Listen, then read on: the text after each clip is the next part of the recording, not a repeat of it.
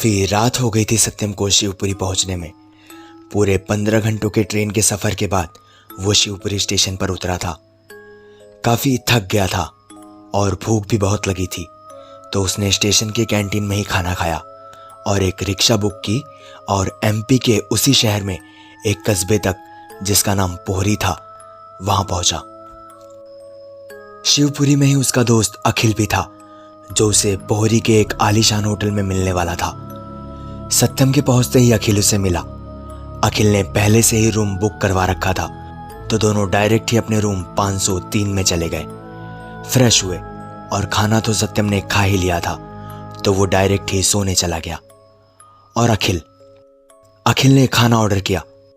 Hotel का एक आदमी खाना लेकर आया, तो अखिल ने देखा कि उस खाने में से बहुत ही अच्छी स्मेल आ रही थी, जिससे वो खाना बहुत अच्छा लग रहा था खाने में।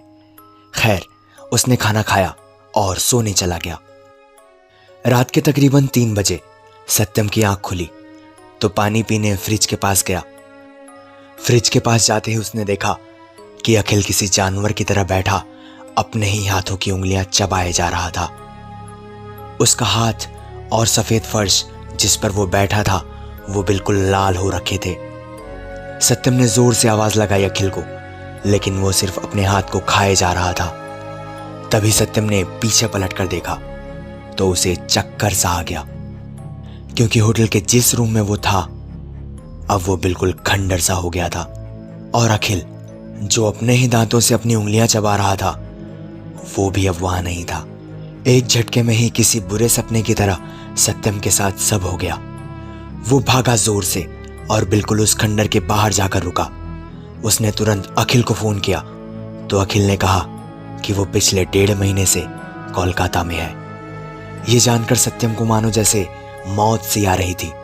तभी उसके पीछे से एक बाबा हंसते हुए सब देख रहे थे। सत्यम ने उन्हें सब कुछ बताया, तो बाबा ने अपने इतने तजुर्बे के बाद उस किले के बारे में सत्यम को सारी जानकारी दी। ये जगह कभी बहुत खूबसूरत हुआ करती थी, लेकिन आज इसे शैतानी रूहों ने अपने कब्जे में ले लिया है। ये आत्माएं इतनी खतरनाक और दुष्ट हैं कि दिन ढलते ही जो इंसान इसके आसपास भी जाता है, उसे वो अपना शिकार बना लेती हैं। बहुत से लोग जिन्हें आत्माओं या परलौकिक शक्तियों या शैतानों की ताकत जैसी किसी चीज पर विश्वास नहीं होता, वो ऐसी बातों को मनगढ़ंत मानकर झुठला देते हैं। लेकिन ये भी सच है कि किसी के झुठलाने से या टाल देने से सच नहीं बदलता। भोपाल के शिवपुरी में 2100 साल पुराना एक किला एक जमाने पहले बहुत खुशनुमा हुआ करता था, लेकिन अब यहाँ रात तो क्या, दिन में भी कोई आने की हिम्मत नहीं करता। लोगों का कहना है कि यहाँ रात के समय घुंघरुओं की आवाजें आती हैं, जो दूर दूर तक लोगों को सुनाई देती हैं।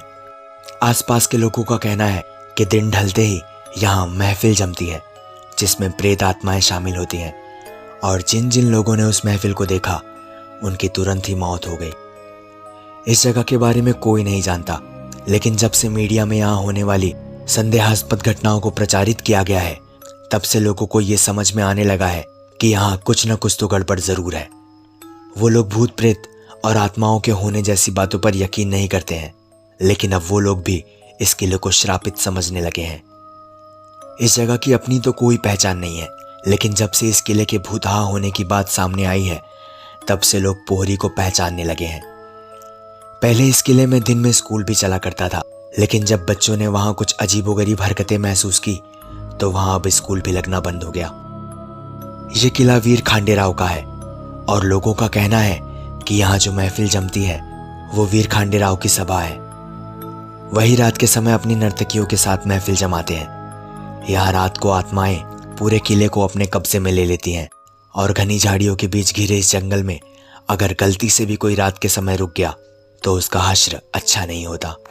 स्थानीय लोगों का तो ये भी कहना है कि 2100 साल पुराना ये किला, जिसमें वीर खांडेराव का डेरा है, उनकी मौत के बाद यहाँ कोई परिवार कभी नहीं टिक पाया। कहते हैं एक परिवार ने यहाँ रहने का साहस किया था, तो पहले ही दिन घर की महिलाएं अजीबोगरीब हरकतें करने लगी। उन्हें तंत्र विद्याओं से ठीक करवाया गया। कुछ लोग तो ये भी कहते हैं कि इस किले के भीतर खजाना छिपा है, जिसकी रक्षा यहाँ भटकने वाली आत्माएं करती हैं। लेकिन सच क्या है, इसका पता लगाने की किसी में कभी हिम्मत नहीं हुई। इतना सब जाना ही था सत्यम ने कि तभी उसके फोन का अलार्म बजा। सुबह के 6 बज चुके थे और 7:30 बजे तक सत्यम को ऑफिस पहुंचना था। और आप सुन रहे थे मौत के बाद।